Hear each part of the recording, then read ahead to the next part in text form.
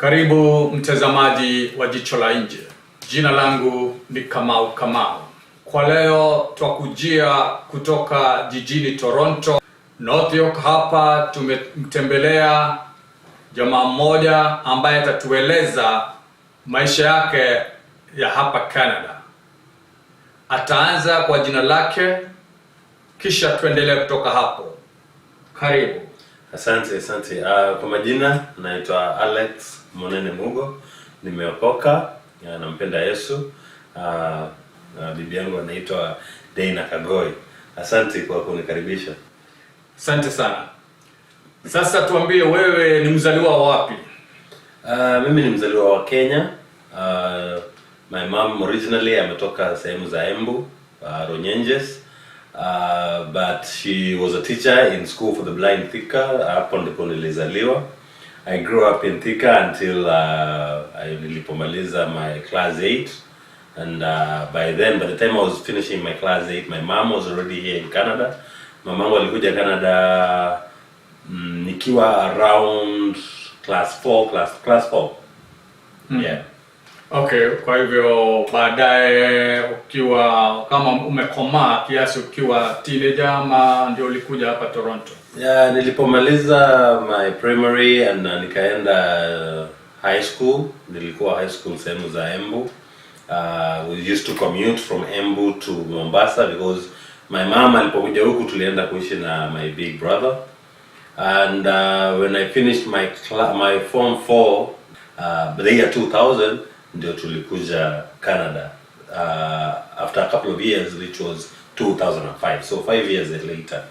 Okay, asante kwa kujua hivyo. Sasa ulipokuja Canada ulikuja wapi? Ulikuja mkoa gani? Ulikuja mkoa huu wa Ontario ama mkoa upi? Nilipokuja Canada, we came to Toronto first. Niliishi Toronto from 2005 all the way to 2009, and then life was not all what I expected. Watu walikuwa wanasema vile the Rocky Mountains ama Calgary, Alberta, there's more jobs, there's more opportunities, so I ended up moving to Alberta. Kwa hivyo ulienda kufanya kazi kule katika kwa mafuta kule. Maana kila mtu alihamia. Kuna miaka ambapo mafuta yalikuwa navuma sana hapa Canada. Niliona watu wengi wakihama huu mkoa wakaenda mkoa wa Alberta. Yeah, huko kujaribu bahati zao huko. Huko ndio kulikuwa na mambo yote, pesa, young people, ilikuwa tu story ya pesa, so everybody was flocking there. Yes. There was not a lot of people in Alberta at that time. So watu wengi sana walikuwa wanakuwa encouraged waende because makazi yalikuwa yamefunguka, pesa zilikuwa, so we all went down there kwa sababu ya mafuta. Nakumbuka enzi hizo. Yeah. Ambazo kila mtu hata sio vijana pia, hata wazee wengi waliondoka hapa wakaenda Alberta sababu kazi ilikuwa nyingi sana. Na zilikuwa zinalipa vizuri sana. Yeah. Hebu tuambie sasa, uliishi Alberta kwa muda gani? Alberta niliingia back in 2009. If you can remember, your time kulikuwa na recession kiasi. It wasn't, it wasn't that bad, but tulikuwa tunaita recession. So I went to Alberta back in 2009. Nikapata job huko, nilikuwa nafanya na Walmart Logistics. And I worked with them for 5 years. And life was good. Life ilikuwa poa sana. Yeah. Alafu huko Alberta nini kilikutoa huko kutenda kurejea katika huu mkoa wa Ontario? Alberta I was living nilikuwa naishi with a friend of mine, my girlfriend at that time. And one thing led to another, and I started living kind of not a very good life. There was a lot of partying, tulikuwa tunakunywa sana, kuparty all the time. Like we would go to work, ikifika Friday niko party.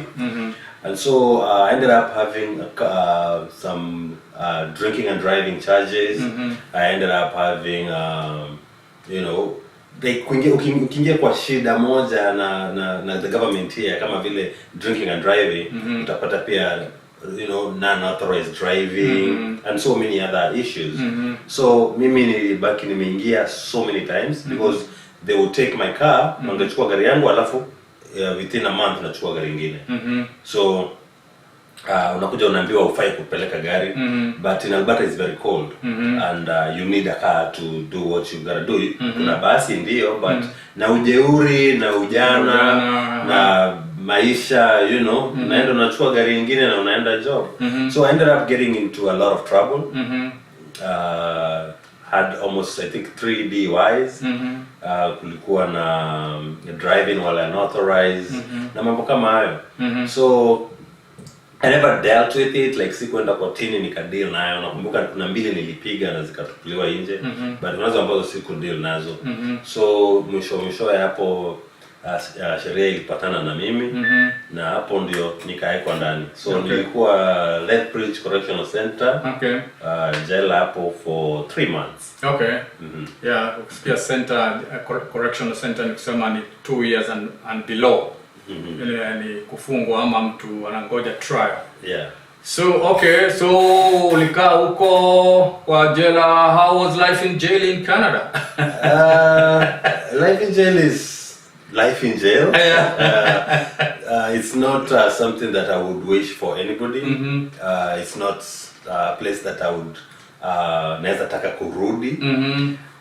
But I am glad in so many ways, because Mwenyezi Mungu huwa anapangia mtu maisha. Na Mwenyezi Mungu mambo ya kukufanyia kwa maisha yako, Mungu anakuwa akijua exactly pale upo. Na the mistake that most people do ni ambapo ukishaingia kwa tatizo kama hilo, kwa janga kama hilo, instead of turning to the Lord, you know, you in Canada you end up in gangs and stuff like that. So I wouldn't say that life was good, but hapo ndo nilipata Mwenyezi Mungu, hapo ndo nilianza kutembea na yeye, na I could feel his presence in each and every time. Niliingia nikaanza, nilienda shule nikiwa jela. Wanapatiana shule, unaweza ingia kwa mambo ya mafuta, unaweza ingia mambo ya kukata miti, like there are so many things you can do in jail. But mimi niliingia kwa Bible, and I got like 3 certificates of I would say like a pastoral study. And nikatembea na Mwenyezi Mungu hapo. Nakumbuka when I went there we only had like 4 people walikuwa naenda kwa kanisa hapo. But by the time nilikuwa natoka, we were 28 going to church. So I became very strong. I stood with what I believed in. Jela watu wengi sana wapendi hivyo, especially in jail. You have to be real. Unajua ukienda unasema wewe umeokoka, alafu na kesho hujaokoka. Hawa jamaa watakumaliza. Alafu pia the kind of things that you did, it's dangerous. Jail is very dangerous for people that child molesters, rapists, violent criminals, kind of. So it depends on what you're doing. It also depends kama ambayo uko kwenye gang. Kama uko kwa gang, of course ukiingia utapatana na gang nyingine. Sasa mimi watu wakianza kama niko kwa gang, nilikuwa naambia mimi ni wa gang ya Yesu, you know, and I stood with the Lord, na nikatoka na Mwenyezi Mungu. So siwezi sema ilikuwa ngumu, na siwezi sema ilikuwa rahisi. Manake jela ni jela. Manake jela ni jela. Hauna umepoteza uhuru wako. Uhuru wako ni muhimu sana. Na kabla mtu akuje kujua kwamba uhuru unapatiwa na Mwenyezi Mungu. It doesn't matter kama uko hospitali, kama uko jela, kama you know, unaweza nakumbuka 3 weeks before nitoke, nilikuwa naongea na Mungu, namwambia sasa mimi natoka hapa naenda jela. You know, nilikuwa naona kama ambaye dunia ndio jela, si pale uko. Yani in other words ulikuwa umepata uhuru mwingi jela. Nilikuwa nimepata uhuru mwingi wa kiroho. Sasa ulikuwa naogopa hata kwenda nje, kwa sababu ni kama jela. Sasa ni kama jela. Unajua sigara ni jela. Pombe ni jela. Marafiki ni jela. Unaweza kuwa in a very toxic relationship that you are also in jail in that toxic relationship. But when you get, sasa mimi nilipopata Mwenyezi Mungu, nilikuwa sikia kabisa nikitoka ni kama ambaye ndio naenda sasa jela. So it was really hard for me just to say natoka. Mbona ulikuwa unafikiri unajihisi hivyo? Nikaona kwamba ulikuwa unaogopa wale vijana ambao ulikuwa unatembea nao hapo awali watakuvutia kurudia maisha yale, ama ni nini kilifanya ujihisi hivyo? Kweli sana. That was the main reason. Mimi ni mtu ambaye napenda watu. I have so many friends, it's not even funny. Like friends, nimetoka Alberta, nimetoka Toronto, nikaenda Calgary, Lethbridge, Edmonton, BC. Like I have a lot of friends. Na kama kijana unajua tumetembea sana, tumejuana, tumekuwa marafiki. Sijakuwa na marafiki ambao tumekuwa maadui ever. So kila mtu ambaye tumepatana naye kwa maisha yangu amekuwa rafiki yangu. So that was one of the things. Marafiki wangu wote ni watu wa kinywaji. Kwa marafiki wangu wengine wanafuta hata bangi, unaona? Na so nikibaki nimekuja ambaye sitaki kufanya vile, you know, nilikuwa nashinda how am I going to start? Lakini Biblia ukisoma inakwambia kwamba nitatembea nawe, nitakushika mkono. Na so hiyo ndio ilinipa nguvu na nikaweza kutoka. Na pia mambo kama vile kunywa sigara nilikuwa tu naje nikitoka alafu naone bar, maybe nitatamani, unajua. Ama maybe mimi nilikuwa nafuta bangi kiasi na sitasema kiasi, sitasema nilikuwa nafuta bangi. Hakuna kuvuta bangi kidogo na kiasi. Mimi nilivuta hata mimi hapo awali, najua. Naelewa. Sasa na baki na mimi when nikiwa ndani I had a pack of cigarette that had like 3 rolls of weed. So nilikuwa najua na alafu tena wameifanya free. Wamefanya free. Sasa mimi nabaki naangalia naona hii story hii ile TBD. Nitatoka tu alafu I go back where I was. You know, but nilikuja kugundua kuwa Mungu akisema atakaa nawe, atakaa nawe. Very good. Kwa lakini inaonyesha kwamba wewe labda ulikuwa umetoka kwa jamii ambayo inampenda Mungu. Maana maisha kama hayo jela, lazima umetoka kwa jamii nzuri ambayo imeshikana vizuri. Ni kweli kabisa. Kutoka kwa shangazi yangu, nyanyangu, Mungu amweke mahali pema. Wote wawili walikuwa ni watu ambao wanampenda Mungu, ambao wanamuogopa Mungu. Mamangu pia, Rospita, if there is anything ambayo amenipatia maishani mwangu ni kumjua Mungu. That's the most important thing that my mom has ever given. The priceless thing. You know, she loves God. She's a musician that sings for the Lord. Na alikuwa ametufunza kabisa familia mzima kutembea na Mwenyezi Mungu. Yeah. Vizuri sana. Sasa unajua haya makala ya Jicho la Nje hupenda sana kuangazia wale wako huko nje ya nchi za wanaziita za majuu. Vile maisha ilivyo hapa. Sasa wewe umeingia hapo ukiwa teenager. Hebu waeleze kwa kifupi maisha mtu akija hapa akiwa teenager. Je, ni mkate na siagi kila siku ama kuna mkazano fulani lazima utajitahidi sana usukume kabisa ili mambo yaende shwari? Maisha Canada, maisha Majuu, hata tuite Majuu, haitaki mchezo. You have to be really focused. You have to be a person that is willing to learn and to listen and to humble yourself. It's true that ukitembea na Yesu, it doesn't matter where you go. You know, you can live anywhere for as long as you have Jesus. But kuna vile tulikuwa nasema ati ukiishi Nairobi unaweza ishi mahali popote. Hiyo ni uongo. Hiyo ni uongo. Hapa ni tafash. Hapa kuna game yake. Kuna shetani yake special. So like it's hard. You need to know what you're doing. Anywhere you are. Ikiwa ni kanisani unaweza pata kanisa yenyewe inakuangusha. Kama ni shule unaweza kuta shule yenyewe inakuangusha. Because there are so many problems here that they're not the same problems that we face back home. It's totally different. Friends, you know, kuna watu ambao umezaliwa nao, umekuwa nao, mnajuana, ni ndugu zako. Lakini ukija mahali kama hapa, having a friend that you can trust, it's really hard. It's absolutely hard. Na pia unajua pale ambapo you don't have your friends close ama your family. Most of the guys that come here hawana familia zao, wasichana unakuta they're going through so much. They're going through a lot of pain. Tumeanza something that we call gospel power production. It's something that I dreamed, the Lord put in my heart nikiwa bado jela. Na tumetoka na tunafanya nani ya kuinua vijana, nani ya kujenga vijana. Hebu tueleze mambo ya hilo hiyo project maana ni project inavuma. Gospel Power Production nilipata nikiwa jela. When I was in jail, I would put posters on my wall. The Lord would just put something in my heart and I would write it down and I put it there. And then one of the inmates one day aliingia akasema Gospel Power. You know, you're producing a lot of gospel power. So nikiwa yeye alikuwa Mkristo ama hakuwa Mkristo. Lakini anaiona. Yeah. Alikuwa one of those tough guys. So akabaki amesema you are producing a lot of gospel power in this. And I felt it so much hadi nikamwambia Mwenyezi Mungu nikitoka hapa nataka nitembee nawe, nataka unitumie, you know, nitembeze neno lako. You know, to be able to share your word. And so when I got out, nilianza kufanya you know, videos kwa simu, and hata nikiwa kazini, and I would post it. Something would come in my heart and I would just write it and post it out there on YouTube, Facebook. And there's a friend of mine ambaye alitoka Alberta pia anaitwa Willy, Kamau. He came and we started working together with Gospel Power Productions. What we are doing, na jela ama no, tulikuwa tunaishi naye Alberta. So tulianza kuinuana pamoja, tukaanza, you know, sharing videos. We find that most of the guys, especially here in Canada, we are always busy.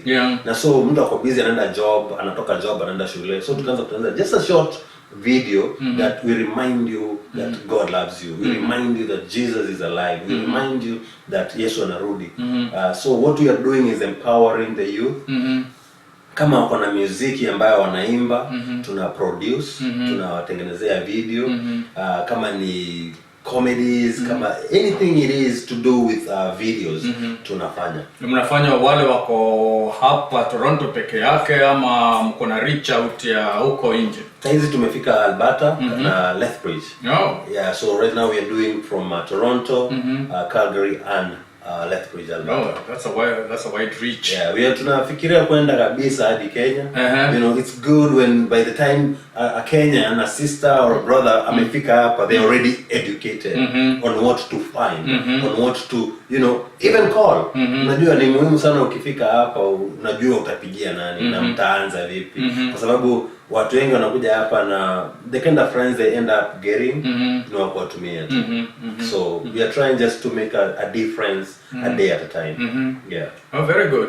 Sasa hebu waeleze vijana tena ambao wako huko na labda wanatamani sana kuja hapa. Wape wosia kuja hapa, mtu akishapata visa Nairobi na unataka kuja kuishi hapa, unakuja labda kusoma ama mambo mengine.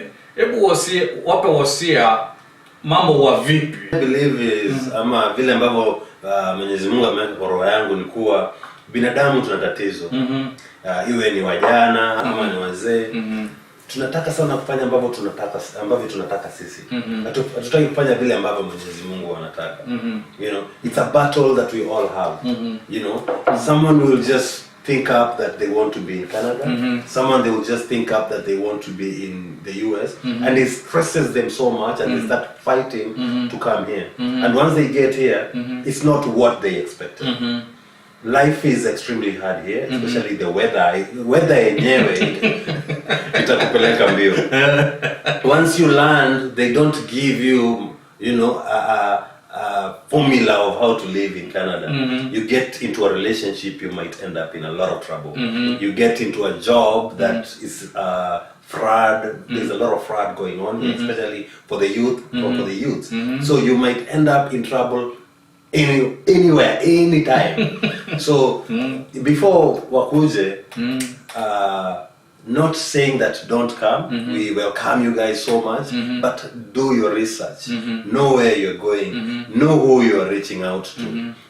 It's also very hard, especially for those young guys that come and they have a wife, a girlfriend and a mtoto. You're talking about 7 years before uone familia yako. Hii kitu si mchezo. Na unajua nini, just a little bit of stress, alafu unaicombine na kakinywaji or something, because unajua ukikuja mwaka wa kwanza, mwaka wa pili, unaona unajaribu. Hata ukishapata job, hata ukishaanza kuishi peke yako, umeshaanza ku stress because umewacha bibi, umewacha mtoto. It's not easy. You know, and we have seen so many families break because of that. We have seen so many kids lose their fathers, lose their wako hapa, but they can't go back na hawezi kuja. A family is just broken like that. Na tena ukumbushe kwamba hapa kitu tunaita criminal record ikiingia kwa file yako, it is very detrimental. Criminal record ikiingia kwa record ni hivyo, kupata job ni ngumu, kupata anything. In Alberta, in Lethbridge, Alberta, we are looking to work with a lot of students that came and their visas zili expire, hata hawakuenda shule kwa sababu hawakuweza kulipa. So they don't have any documents, they can't work, wamekaa tu, wanafanya kazi za chini ya maji, and their life is extremely hard, like extremely hard. So before ukuje, go on your knees, pray, ask God where He wants you, and God always takes you exactly where you need to be. Yeah. Tena kuna kitu ambayo lazima waelewe kwamba hata kuwa na criminal record si usema wewe ni criminal. Kitu kidogo sana kinaweza kuingiza kwa maisha tu ya kawaida, unaweza kujipata umeingia katika hiyo criminal record. Yeah, the law here makes things harder for you. Yeah. You know, so it's not like you cannot deal with one thing and just you're done with it. Lakini let's say umepigana na your girlfriend, polisi wakuje, mlikuwa mnakunywa. So hizo ni vitu mara mbili. One, mtaambiwa muache kunywa. The other thing, no communication. You know, the other thing, the third thing and the baddest is the fact that kulikuwa na vita. So those are three things zimekuja pa. Kama kuna mtoto in the house, mtoto anaenda huyo ameenda. So unabaki unapata like you are getting into so much trouble and you didn't even know how to go about it. Kuchukua lawyer ni kazi ingine. Like lawyers are extremely expensive. A case like family domestic violence, you're talking about at least 4 years. Ukienda kotini, nyumbani kotini. So you end up even losing your job. Yeah. Kwa hivyo kijana akija hapa awe kabisa amefikiria. Maana sisi tumekuja mbele yake ili tumwambie. Yeah. Maana wajua nimewahi kuulizwa na wengi, na mbona unafanya nini huko kama sio kuzuri, unafanya nini? Mtu akuuliza swali kama hilo utamwambiaje? Honestly, see, Canada, I live here and I love this country. I know Kenya is my country too, but this is my home for now, like hapa ndio niko. But it makes you, if you don't, you know, kama utanyenyekea, itakufanya unyenyekee. Like itakukanyaga. My dad alikuwa ananiambia eno ita Canada, ikada na. You know, it's a tough. Itakukanda Canada. Yeah. That's a very see home ati utakimbia ocha kwa grande mkalime, ati utaenda kwa anko yako. Hapa game ni different. Yeah, a lot of shooting, a lot of guns. If you're not careful, utaingia very fast. Especially when you're desperate. Yeah, so utajipata umeingia kwa gangs na kwenda jela ni rahisi sana. Kwenda jela ni very fast. Utajipata labda umeingia katika mihadarati, kuuza nini, survive. Yeah, na government ya Canada wanasemaga the more people in jail, the more the government makes money. Yeah. So they want you in jail. So na nimeshukuru sana. Hebu kwanza kabla hatujamalizia utueleze sana mambo ya hiyo project ambayo umesema hiyo Gospel Power. Ueleze na utuambie hata link zake kama uko kwa social media, vile watu wanaweza kukureach. Yeah, we have our own link, Gospel Power Productions. Unaweza tuona kwenye Facebook, Instagram, tuko kwenye YouTube. Just Google Gospel Power Productions utapata hapo. Kama ni harusi unafanya, kama ni birthday ya mtoi, kama ni photoshoot unataka, zote tunafanya. Kama if you want to start your own show but you don't have the equipment that you need, we'll come, we'll shoot the video for you. If you want us to edit for you, we will edit for you. Like we'll do the whole 9 yards. Kama ni cooking show that you're doing, we are there for you. Kazi yetu Gospel Power Productions, tunainua injili, tunainua anybody that's doing anything to do with Jesus, we are there for you. Okay. Sasa kwa kumalizia, hebu tuwapatie maoni yako ya mwisho. Yaani chochote ambacho labda unafikiria tungeongea juu yake lakini tumekikosa mahali. labda unaweza kutueleza nini kwa kufunga tu kwa muhtasari? Kwa kufunga nitafunga design ya Yesu. Yesu alibaki amesema na kwa hayo yote penda ndugu yako, penda dada yako, penda mapenzi. Love conquers everything. Jesus himself is love. So going around looking for what to do next, remember that God does the planning. All you need to do is pray and love. Ukishampenda jirani, ukishampenda neighbor, ndio milango zako zinafunguka pamoja. Tunashukuru sana Alex kwa maongeo yako mazuri na hata wasia mzuri sana kwa vijana, hususan wale ambao wangelipenda kuja hapa. Na hiyo pia hata sio kuja hapa, hata Kenya ukiishi mbaya, maisha itakupeleka mbaya. Kwa hivyo kama vile amemalizia, kana Yesu. Unapokana Yesu, maisha yatakuwa shwari. Mtazamaji, tumefikia hapo kikomo. Hebu tupe maoni yako, tusahihishe, tuambie kama unao hadithi yako pia ungelipenda kutueleza katika kipindi cha Jicho la Nje. Nambari yetu iko hapo chini kwa runinga yako, utaiona. Lakini zaidi tena tunataka ubonyeze katika hicho kidude cha subscribe ili tuendelee kuyatengeneza haya makala na kuyafanya yawe bora zaidi. Makala haya ni kwa sababu yako wewe, ambao labda una maswali mengi ambayo ungelipenda kujibiwa kuhusu hapa ng'ambo, kama uko nchi za nje, na hata ukiwa hapa nchi za Majuu, labda kuna mambo ambayo uko mkoa fulani, hujui mkoa mwingine, tuambie, tutachimba na tutakuletea. Mimi ni Kamau, kama jinsi usema kila wakati, wewe usipo, sisi hatupo. Shukran na kwaheri.